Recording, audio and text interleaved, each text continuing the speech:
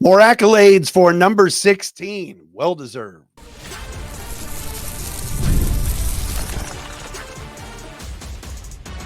You are Locked On Lions, your daily Detroit Lions podcast. Part of the Locked On Podcast Network, your team every day. We got ourselves a bye week, everybody, and it's a Wednesday edition of Locked On Lions right here on the Locked On Podcast Network, your team every day. Matt Derry with you on a Wednesday, October 2nd and a Thursday, October 3rd. Thanks for making us your first listen and checking us out wherever you get your podcast. Got to say, thank you to everybody that watches the show, subscribes, comments, takes part on our Locked On Lions YouTube channel. We have grown the channel. We've got over 12,000 subscribers. Thank you to those of you that check out the video side on YouTube. Thanks to those of you as well that listen to us on Spotify, Apple, and wherever you get your podcasts. You can follow us on Twitter at Derry Speaks. We're also on there at Locked On Lions, the Matt Derry Facebook fan page as well. Shout out to our everydayers who are out there that watch or listen to the program daily. Appreciate all of you as well. Locked On Lions today brought to you by our friends at FanDuel. Place your first $5 bet, and you'll get started with $200 in bonus bets guaranteed. Visit FanDuel.com to get started. Lions at 3-1, get an early bye week. I don't know if I like this or not because, yes, the Lions have some injuries, Davenport, Barnes, and others, but very early to already get a break. The Lions have just finished the first quarter of the season and yet are off this week. So I don't know if I love the early bye because the Lions now are going to have to play 12 more games, 13 more games straight through without a bye. Plus, I'm just getting gassed up here. I'm loving what I'm seeing from the Lions. They played really well the other night, and now they sit at 3-1 and have to sit and wait for a week before they head to Dallas. I'm going to talk about the schedule and the next 4 games out of 5, which are going to be very, very intriguing. We'll get to that coming up momentarily on the program. Also, tomorrow, and I'm going to go into this more detail later, Johnny Avello is going to join us from Vegas. Johnny Avello. For those of you that know the name, think about it for a second. I'm going to give you some time to think about Johnny Avello. And I'm going to get back to it toward the end of the program. Colin Cowherd took a little bit of a shot at the Lions yesterday. I'm going to play you that audio coming up. But first things first, Wednesday means awards handed out by the NFL. And today, Jared Goff, no surprise, was named the NFC's Offensive Player of the Week. It's the second straight week that a Lions player has won a weekly award. Remember last week, Jack Fox was the NFC's Special Teams Player of the Week. Think about this for Jared Goff. And yes, we touched on it yesterday. We touched on it the other night. Dude went 18 for 18 passing. A perfect day. Not a single incompletion, not a ball that got tipped, not a ball that just missed, not a receiver that was out of bounds by a little bit. 18 for 18 on Monday Night Football against the Seahawks. They were not playing Carolina. They were not playing Denver. They were not playing Little Sisters of the Poor. They were not playing Oxford High School, Lake Orion, who actually is pretty good. Shout out to my boy Grady Harbin on Lake Orion. No, they were playing the Seattle Seahawks, who were 3-0 and have a pretty darn good defense. Again, Seahawks were without 4 starters. I get it. But you go 18 for 18, throw for 292, throw 2 touchdown passes, catch a touchdown pass. You set an NFL record for most completions in a game without an incompletion. Yeah, you're damn right you're going to win NFC Player, the Offensive Player of the Week. Heck, Aiden Hutchinson should have won Defensive Player of the Week a couple of weeks ago when he had the 4-sack game, or 3.5 sacks, against Tampa Bay. Jared Goff answered some questions Monday night because I think everybody was wondering why the slow start by the offense. Yet, here's Goff going 18 for 18, throwing for 292, putting up 42 points on the offensive side. And this is the 3rd time as a Lion that Jared Goff has won the NFC's Offensive Player of the Week. Last year, he won it in Week 6 when he threw for 353 and a couple of tutties against Tampa Bay. 6th time total that Goff has won this award, going back to his days in Los Angeles. And You can hear the haters. You can listen to people that say, man, maybe he's not the same guy he was last year. Maybe getting paid over $50 million a year was a mistake. There are a small number of fans that talk about, I'd love to see Hendon Hooker because he can move the pocket. He can run. Jared Goff needs a great O-line. He needs a great offensive coordinator. He needs weapons around him. Jeff Schwartz, former NFL offensive lineman, does a bunch of podcasts and is on a lot of shows. He's a prognosticator that made the point over the summer. Jared Goff is not good enough to win you. Either the Lions, he's not going to take the Lions to a Super Bowl. He's good enough to get you close, but maybe he's not good enough. I thought he answered some of the doubters the other night. And the great thing about Jared Goff is he's level-headed regardless of the situation. He's the same interview. He's on the podium saying the same types of things with that same mindset after wins, after losses, after bad games, after good games. And I was watching some of the film, the 11 on 11 stuff with the wide angle the other day. Jared Goff is the perfect guy for this offense because here's another little thing that he does that nobody's talking about. He's excellent in play action because he holds out the fakes. Watch the play action pass. I believe it was the third quarter to Amon-Ra St. Brown. It looked like a sprint left type of draw play to Montgomery. Jared rolled back right and hit St. Brown on the left side. It's a little thing. It's something small that Jared Goff does, but it is extremely effective. The defense and the linebackers aren't sure if the Lions are throwing or running because Goff holds out that fake so well. It's why they're very good in play action. It's why they were one of the best play action passing teams in all the NFL last year. Yes, the Lions have a great run game. David Montgomery and Jahmyr Gibbs, and we mentioned this yesterday, both may finish with 1,000 yards rushing. They're on pace to do it. But the play action pass, the threat of the play action pass keeps linebackers and safeties kind of at bay. They're not sure. And it's a small thing that Goff does very well when he's holding that football out to the running back and he's selling that fake. And even on some of the handoffs, linebackers and safeties are like, does he have the ball or did he hand it off? Because he does the little things like that. The Detroit Lions are 3-1 because they block and tackle, hold out fakes. It's the basics. And Goff might just be a basic quarterback to some people. Remember, we had Trevor Sikkema from PFF on in the offseason. He goes, yeah, I got him 13, 14, 15, was it 16 maybe? As far as quarterback rankings, because he doesn't make a lot of big-time throws. And yes, this was more of a dink and dunk game that got you 18 for 18 for 292. The deep shot over the middle to Jamison Williams was a lot of yak, yards after catch. Still getting you wins.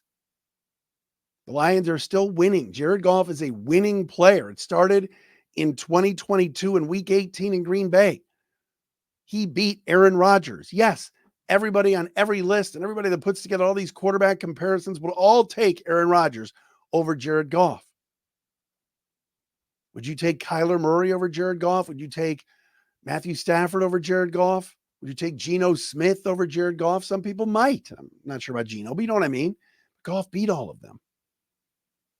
Yeah, he played a lousy game against Tampa and they lost. I get it. But I'm going to say it again. I certainly was wrong about him 3 years ago. He has come in and has won.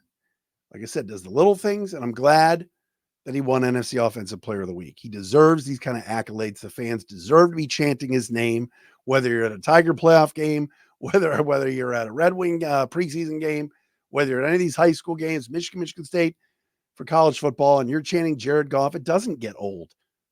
People are like, oh, maybe we need to stop with the Jared Goff chants. Why? He's a quarterback on the Lions, and they're winning. They're 3-1, and there's a lot of people going, they can play a lot better. They're still 3-1. Go 3-1 every quarter, you're going to be in good shape. Finish what, 12-5? That'd be pretty good. Be better than I expected them to be in terms of record. So shout out to Jared Goff. And I'm excited that he got that accolade. All right, coming up next, we do the opposite now. Somebody is hating a little bit on the Lions. I want to play you this audio and react to it. We'll do that next right here on a Wednesday, Locked On Lions.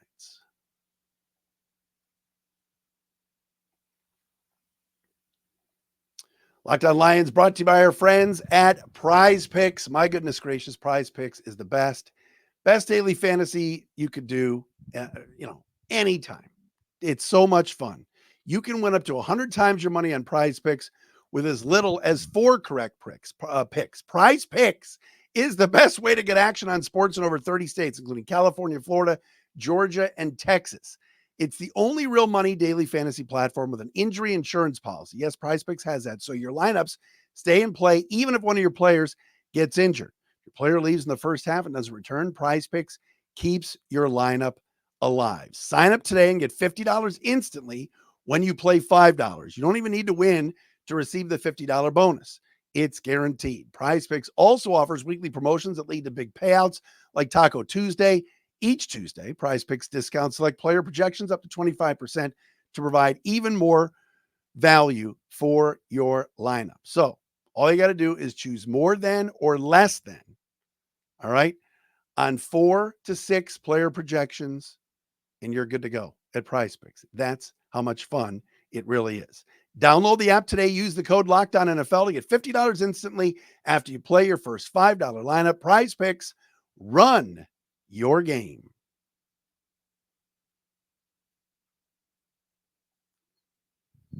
Matt Derry back with you. Wednesday edition of Locked On Lions. Lions on a bye week this week. The Dallas Cowboys, 425 prime time. Kevin Burkhardt, Tom Brady next Sunday as the Lions take on the Cowboys. We'll find out from Johnny Avello on tomorrow's show from Vegas what that spread looks like for Lions and Cowboys. Should be a very interesting game. No question about it. All right. I got to play you this piece of audio, and I'm going to have to cue it up here because, of course, it messed up on me. Colin Cowherd. I'm a Colin Cowherd fan. I don't watch and listen to the show that much because I have to work, but during the day. But Colin Cowherd was on his Fox Sports radio show and FS1 yesterday and was talking about the Lions and is concerned and doesn't trust them. I want to play you this clip, and then we will react to it from the herd. This courtesy of Fox Sports 1. Detroit's in this transition stage. Like Dan Campbell created a tough culture and deserves respect, but he's got to transition from rah-rah guy to situationally elite guy like an Andy Reid. They're finally winning, and they're kind of giddy. The fans are giddy. The media's giddy in Detroit. Like, we're winning. Okay, that's great. Now you're consistently winning. Now it's the pivot. You've come a long way. You're like the family member that finally got their act together. Everybody's happy for them, but you still wouldn't trust them taking your kids to Disneyland. That's what the Lions have become. Hey, congratulations, you're not vaping anymore, but I would appreciate it if every time you come over, you don't go into a 30-minute lecture on crypto. We all are rooting for Detroit. We all like Detroit. We all think it's great, but I wouldn't trust them. Detroit's in this. All right, there's Colin Cowherd saying basically he doesn't trust the Lions to take the next step. That they're cute, they're fun, they're winning now. But now it's time to get serious and take it to the next level, and he doesn't trust them. I didn't play the entire segment. He went in on the defense a little bit, talked about how they gave up 38 first downs to the Seahawks, which was like a modern day record. That Geno Smith maybe even had as good a game, if not better than Jared Goff the other night. And that he's concerned. Look, one thing that Colin did not mention there, and that was part of his take, was that the previous 3 games, the Lions defense under future head coach Aaron Glenn had allowed 20 points or less in 3 straight games to start a season for the first time since 1993. Did the Lions defense have a great performance on Monday night? No. But when the Lions defense needed to get stops, they got them. Kirby Joseph made a big interception. Lions tackle you. Lions rarely have swings and misses. It happens. Alex Anzalone, for example, gains media zone. He did not have a great game the other day. Yes, we could talk about Terrion Arnold's 8 penalties and the grabbing that goes on with him and how he's got to learn. He's also a rookie. But to sit here and say you don't trust the Lions to take that next step, who do you trust to take that next step would be my question to Cowherd. Who do you trust to go, man, they're cute, man, they're winning, but what's the next step? What about going to the pinnacle? Niners? Niners are banged up. Who do you trust in the NFC, Colin, if you don't trust the Lions? Minnesota? They're off to a great start. They look good. Sam Darnold's on fire. The defense under Brian Flores is tremendous. KOC is one heck of a head coach. But are they going to, is that secondary anything great? When they were up 28-0 on the Packers and the Packers made it a 20-point game or an 8-point game, did you lose your trust there? Who in the NFC do you trust? The Commanders all of a sudden are hot? You trust them? What about Green Bay? What about Philly? No, I don't trust Philly. Seattle, we just saw. You trust that team to take the next step and be elite? There's some good teams in the conference. All right, there are. But I'm not going to sit here and tell you that I'm agreeing with Colin that it's a cute story. Your uncle's off vaping, but he shouldn't be giving the speech about, come on. This team has not played its best ball yet and still sits at 3-1. Still went on the road and beat Arizona. And we're going to find out. I'm going to mention this, and this will segue me into the next topic here. We want to find out about the Lions, who I think are a very good team, an improved defense, and an offense that I think is waiting to break out of it. And I think they did Monday night, and I think they will continue to do that. But now, yes, maybe Colin is setting this up based upon the schedule. 4 of the next 5 Lions games are on the road. Those road games are against Dallas, Minnesota, Green Bay, and Houston. That is a bitch. It's a slobber knocker. All right. That is a headache schedule. You mix in there in the middle of that, the Tennessee Titans at home, which should be a win. I had the Lions at the start of the year, losing in Dallas, winning in Minnesota, losing in Green Bay, and losing in Houston, and still finishing 10-7. Those are going to be difficult games. You cannot tell me in 2 weeks that this team cannot beat the Cowboys. If Micah Parsons doesn't play, we know DeMarcus Lawrence isn't playing. Have you watched the Cowboys attempt to run the football with 55-year-old Ezekiel Elliott? What do the Lions do really well? Stop the run. Maybe didn't have their best performance second half the other night against Seattle. Fine. It's fair. This stretch of games is as difficult a stretch as I can remember. 4 out of 5. Dallas, never easy. We know what happened last year down there. At Minnesota, Vikings are undefeated, at least right now. At Green Bay, also a 425er. Will get dark toward the end of that game. Will not be easy. And at Houston, a Sunday nighter, which we know the Texans, and I watched them play on Sunday Night Football a few weeks ago. They're not playing great now, but against the Bears, they're really, really explosive. And C.J. Stroud is tremendous. That's a well-coached Houston team. Maybe the last couple of weeks have not looked the best, but regardless, those are tough games. Very tough games. Love the break in between with Tennessee. But regardless, for the next 5, we're going to find out if this team is the vaping uncle that Cowherd talked about that no longer is vaping or ready to take that next step. I think they are. I think they got to find another edge rusher or somebody that can get to the quarterback opposite of Aiden Hutchinson. We've talked about the receiving situation before. I mentioned Devontae Adams. Yesterday, Dan Graziano from ESPN did speculate that the Lions could be one of the teams in the mix, although it sounds like Adams wants to go play with Derek Carr in New Orleans or Aaron Rodgers in New York. Not a surprise. And it would be a very big cap hit for next year to bring Devontae on. But regardless, the team could play better and are still 3-1. They know how to win.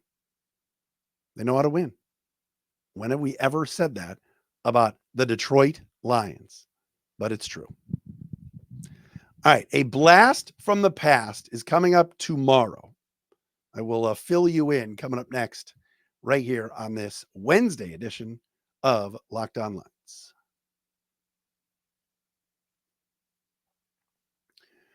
We are proud to be sponsored by our friends at FanDuel, the official sports betting partner of the Locked On Podcast Network and America's #1 sportsbook. NFL fans, you can start the season with a big return on FanDuel. So when you get a hunch in the middle of a game, all right, you can check out your latest stats, the latest stats for the game, view live play-by-play, and so much more on the same page where you place your bets. I know a lot of times maybe on the apps you went back and forth between the 4-letter network app or whatever else you have. No, now you're on FanDuel. Stay on FanDuel. You'll know exactly what's going on in the games, the scores of other games, everything else is right there on the FanDuel app. You'll get started too at FanDuel with $200 in bonus bets guaranteed when you place your first $5 bet at FanDuel. That's FanDuel.com. Tigers and Astros going at it. Want to put some money down on all these baseball games? You can do that at FanDuel as well. Team totals, Pistons and Red Wings coming up. Do that at FanDuel as well. FanDuel.com. Go there right now. They are America's #1 sportsbook.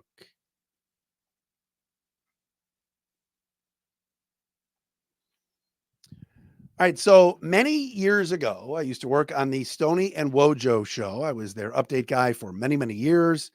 Third man in the booth sometimes, and Wojo wasn't there or Stoney wasn't there, and Bob and I would do the show. Mike and I would do the show.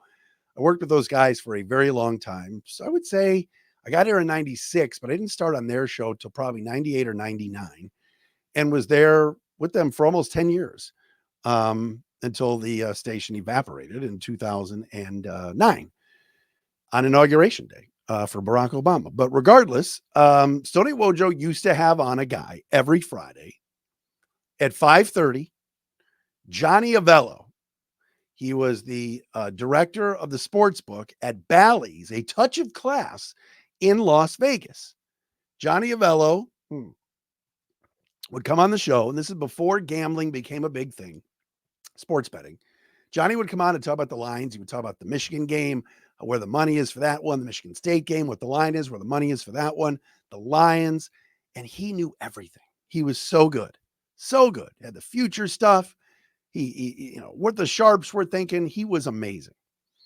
And to make a long story longer, one of my buddies, Sammy Steinlight, who I heard Sammy get a mention today on the Frank Isola and Brian Scalabrine show on NBA radio. Sammy hooked me up with Johnny, who is now the director of sportsbook operations for DraftKings, and he's going to come on the show tomorrow.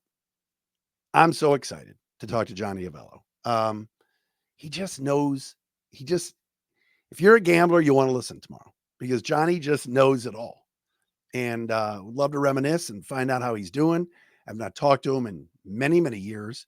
I think he still stays in touch with Stoney. But we had a lot of fun on that show. It's great memories of Detroit sports radio. Obviously, Mike and Bob were trendsetters. They kind of got Detroit sports radio going. And DFN, we had a great run back then with all of our shows. It was so much fun. But Stoney Wojo every Friday would have this guy on, and he just, he had the New York accent and the whole thing. And he's going to join us on the program tomorrow. So I'm excited to welcome Johnny Avello back to the Detroit sports airwaves and join us tomorrow on Locked On Lions. What I find interesting about the Lions situation, and we'll talk about it with Johnny, is, the team total to start the year was 11.5. And right now the Lions are right on it. Off to this 3-1 start. Obviously, they played 4 games. They got 13 to go. We mentioned before the toughness of the schedule coming up. But the Lions should be right around 11 or 12 wins if the way they've been playing continues and they scratch and claw their way to wins. I know it was not easy the other night. It was certainly not easy in Arizona. And we know it was not easy against the Rams either. The Tampa game, of course, they lost, came down to the end as well. It seems like a lot of these teams are all in the same boat. People are talking about Kansas City at 4-0, easily could be 0-4. Pittsburgh's 3-1, could easily be 1-3 with how bad their offense has been. The league is wide open. Everybody picked the Vikings to finish last in the NFC North, and now they're first. So it's the beauty of the NFL, right? I know we got the baseball playoffs going and people are excited about the Tigers and everything that's going on in sports. Listen to some people talking about the WNBA playoffs the other day, but nothing beats this league. Nothing. Parity, everybody having a chance. A guy like Andy Dalton on the worst team in the league, Carolina, was the backup quarterback, comes in, gets a start, and wins a game. And all of a sudden the Panthers have a pulse. Like it's little things like that that make the league great. And it's only 17 games. Do I wish the Thursday night game, which I think is Tampa Bay and Atlanta tomorrow night, was not streamed? We all could watch all of the games on regular TV and have that discussion. Sure. Okay.